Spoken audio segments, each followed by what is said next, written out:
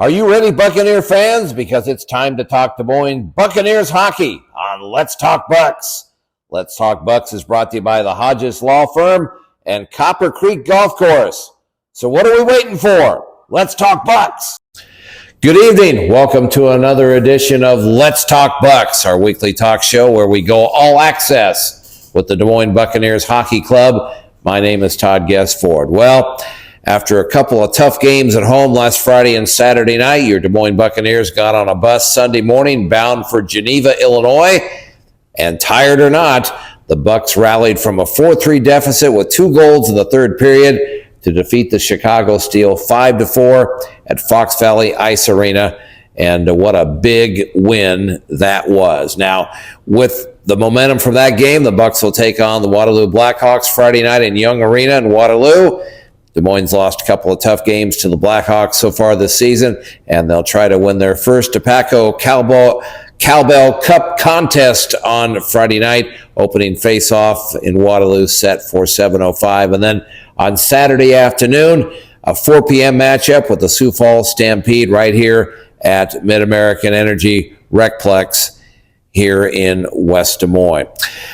With me on the show is assistant coach and assistant general manager Gaven Bickford. Coach, how you doing? Good. How are you, Todd? Good.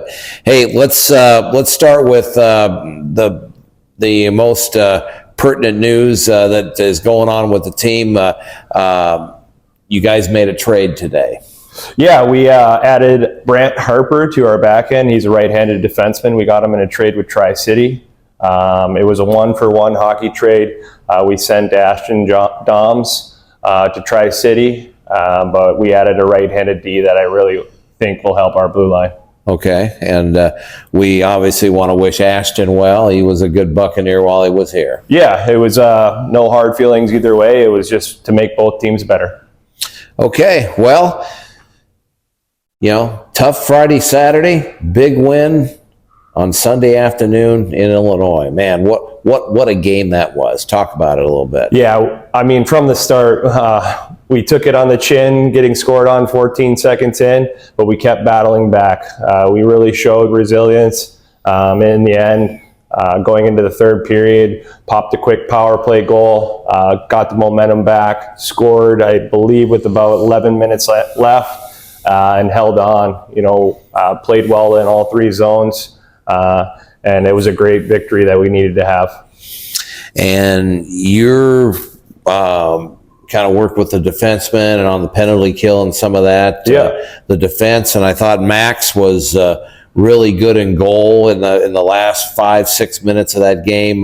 Thought he was good all night, by the way. But once we got the lead, I thought he was really good, and the kids really helped him out, and just talk about the back end a little bit. Yeah, we always say it starts in our own end. It starts in our own end as our back end too, whether it's Max, ESL, and as well as all of our defensemen. We got to take care of our own end before we transition into offense.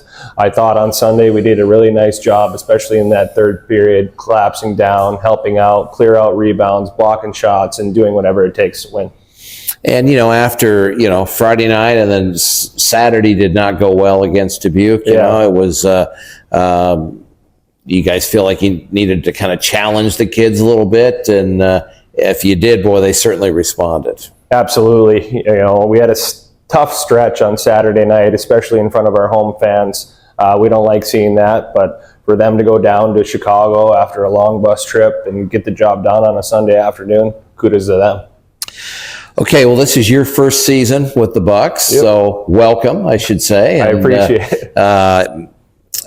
You're involved in a lot of stuff. You're Matt's assistant coach. You're also the assistant GM, so you're involved in not only what's going on the ice, but all the roster moves and any managerial stuff that's going on. You're involved. Just talk about your role a little bit. Yeah, obviously coaching's one thing, like you said, but the GM side of things is more of player personnel, taking control of the trades and opportunities. When we have opportunities to get better, we try to do it, as well as take care of our drafts, whether it's phase 1, phase 2, going out and scouting and trying to find the next wave of Bucs talent. And you have some GM experience, obviously. You were the GM of the Colorado Grit in the NAHL. That was an expansion team, right? Yep. Last year was their first year in existence in the North American League, so it was a great opportunity to be able to try to build that organization from the ground up. Before that, I was in Madison in this league. I got to do assistant GM role there as well, so I'm very familiar with the GM side of the game. And we got Madison coming in on November 8th here in a couple of weeks. Yeah, so you'll see a lot of people that night. Yeah, I look forward to getting them in our barn first. Hopefully we can take care of business. It's always good to beat a former employee. So yeah. Well, Bick, we got to go to Young Arena again on Friday night. Great atmosphere over there. They packed the place. The cowbells are going, but it's got to be even for the opposing team. It's got to be a fun place to play in there because of all the noise and the fans and everything. Yeah, for sure. I mean, they've got the better of us for the 2 games earlier this season, so we got to make sure we're ready to play because we know the Young Arena is going to be loud and proud for sure. What's the key when you're taking on Waterloo? What's the key with them? I think for right now, it's special teams. The first 2 games, they've won the special teams battle. So we got to be good not only on the power play, but the penalty kill too. They've scored 5 power play goals against us in 2 games. So we have to be sharp on the penalty kill, and hopefully our power play pops one too. And then Saturday, a matinee, if you will, with Sioux Falls and Stampede come in. First time we see them this year. What's the 4-1-1 on them? Very talented roster. We got to slow them down. They're a team that's a high-powered offense, and we just got to make sure we're ready, playing our game, taking care of our business, and make sure we can slow down their offense. All right. Well, Gaven, welcome to the Buccaneers, and thanks for taking some time, and let's get a couple of wins this weekend. Awesome. I appreciate you having me. Okay, assistant head coach and assistant GM Gaven Bickford with us here. We'll take a break. We'll have more Let's Talk Bucs after these important words.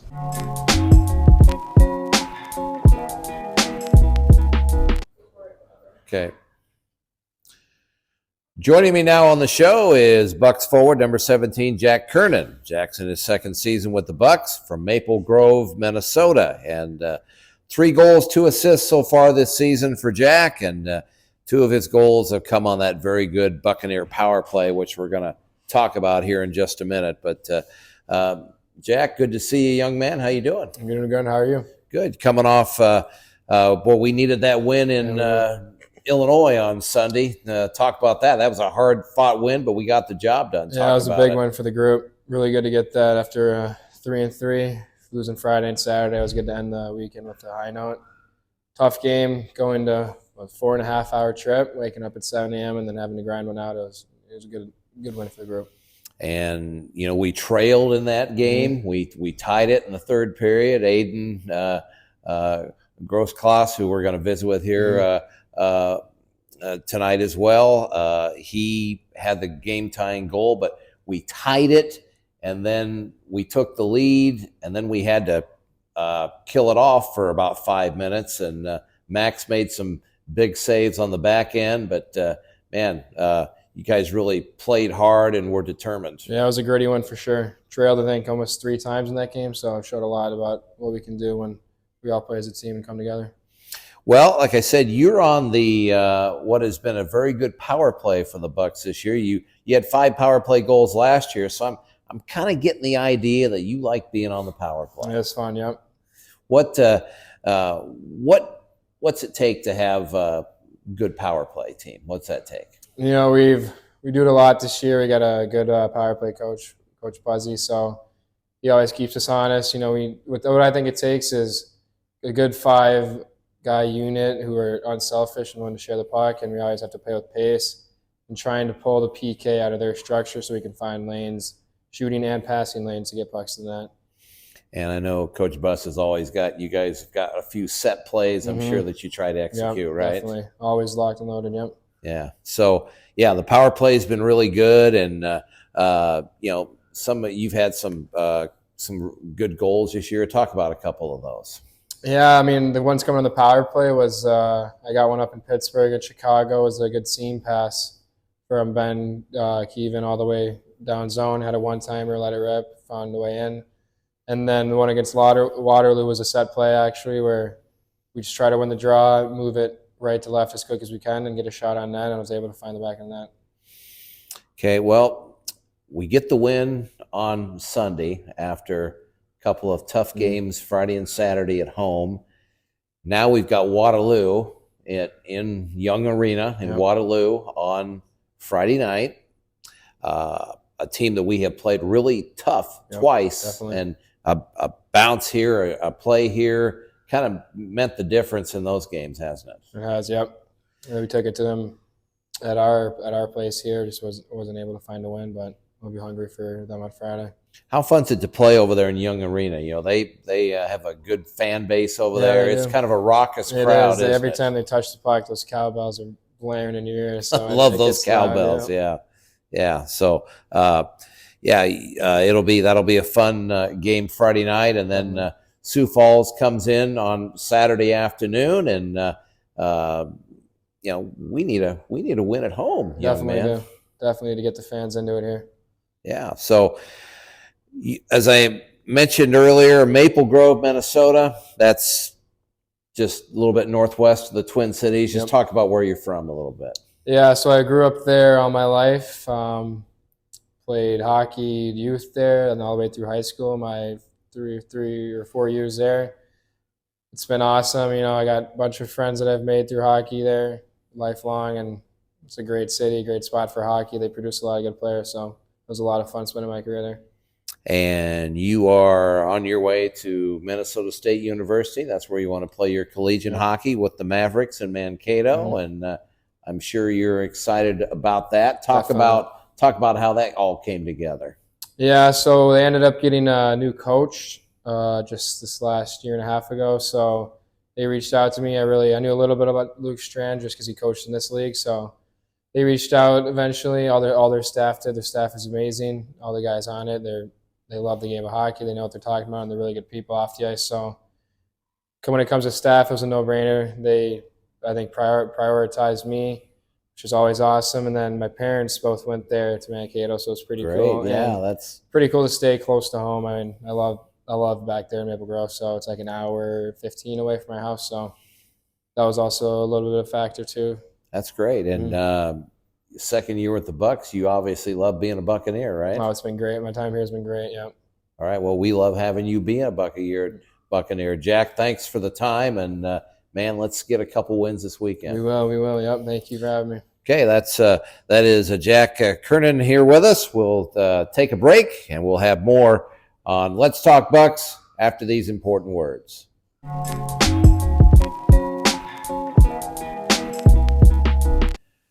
Joining me now on the show is Buccaneers forward Aiden Grossklaus. Aiden is from Woodbury, Minnesota. It's his first season with the Bucs, and Aiden scored the game-tying goal in the third period of Sunday's 5-4 win over Chicago. That goal came just 35 seconds into the period on a Buccaneer power play, and he had a nice assist from Andrew Clark on that play. Aiden, good to see you. How you doing? I'm doing great. How are you? Great. Let's talk about that. We're going to talk about that game a little bit, but I want to talk about that play. You guys came out the third period on a power play, and 35 seconds into it, and you and Jack, we talking to Jack tonight as well. You guys are on the same line, but Andrew with a nice assist. Take me through that play a little bit. The puck we got in the zone off our breakout, obviously, and then as soon as we got in there, I worked it back up on the far side, hoping for Kernan or Clarkie to grab it. And Clarkie just walked down the wall with a bunch of space, and I found a soft spot on the far side and popped the one-timer in. Yeah, boy, you get it on your stick, and it's blast, and you knocked it in, and that was a big goal. We tie the game, and then we go on to take the lead, and we have to fight through the last 5 minutes hanging on to that lead, and of course they pulled their goaltender at the end. And just talk about how big that game was. Yeah, we were coming off 2 losses, a Friday, Saturday against Cedar Rapids and Dubuque, and we really needed a win at the end of the weekend. We were down most of the game, and so us wanting to fight back had obviously came up on top. But yeah, in intermission, Curly told us if we get a win, we can get McFlurries from McDonald's. So Well, hey, most of the guys are, motivation right there, folks. Right. You know, yeah. so But no, seriously, I mean, you know, you lose a couple of games at home, and you know you got to get on a bus and go 5 hours over to the Chicago area, and you know that's a tough deal. But you guys just fought like crazy, and just had to be a fun ride home for sure. it was for sure. I mean, we haven't felt that win feeling for a while now, so taking that one home on a bus trip, it felt really nice.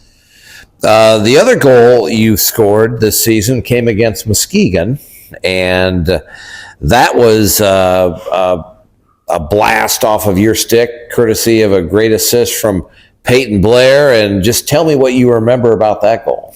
I came right out of the box on that shift, and I was a little sour about it, so I came out with some fuel on the shift. We entered the zone off like a back check, and I just remember seeing Peyton do like some weird spinorama, puck squeak through, and I just put all I could into it. Yeah, you blasted. It was in the back of the net for sure. So yeah, it was a great play, great goal. The season so far, not where we want to be, but we're you feel like we're close. I mean, we've been competitive in just about every game we've played. Aiden, your thoughts about it? Yeah, I mean, we only had one game where we let up a whole bunch of goals, but all these other games have been, I think we deserve to come on the better end of it. The fight we put up on like, they're all 4-3 games. So, I mean, we're in a good spot. I'm really happy with where we're at right now.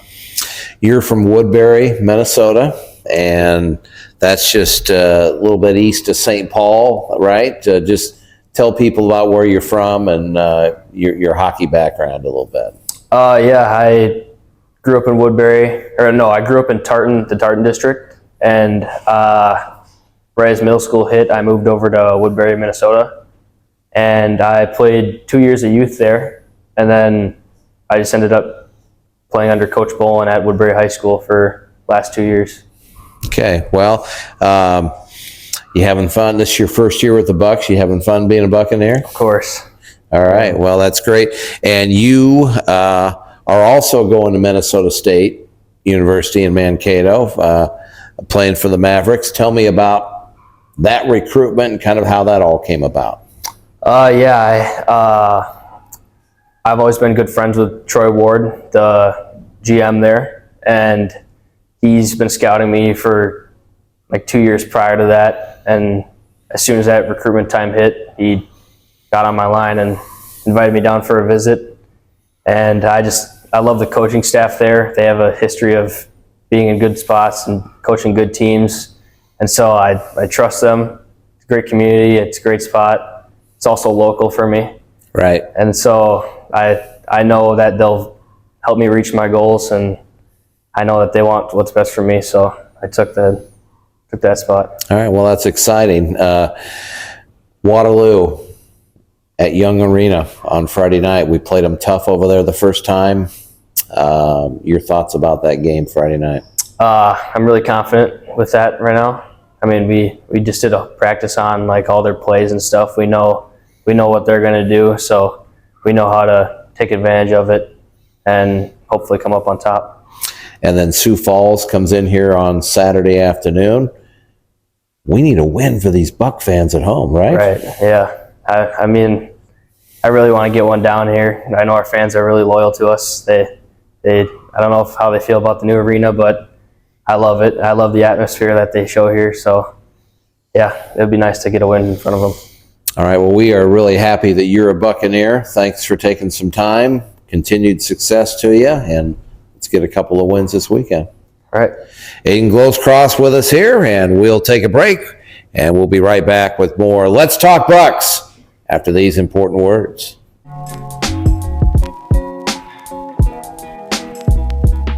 Well, that's our show for this week. The Bucs host the Sioux Falls Stampede Saturday afternoon at 4 o'clock. And here's hoping there's a lot of Bucs fans in the stands here on Saturday at the Mid-American Energy Company Recplex. Thanks to our sponsors, the Hodges Law Firm and Copper Creek Golf Course. And for everyone involved here tonight, Todd Guessford saying thanks for watching. We'll see you next time on Let's Talk Bucs.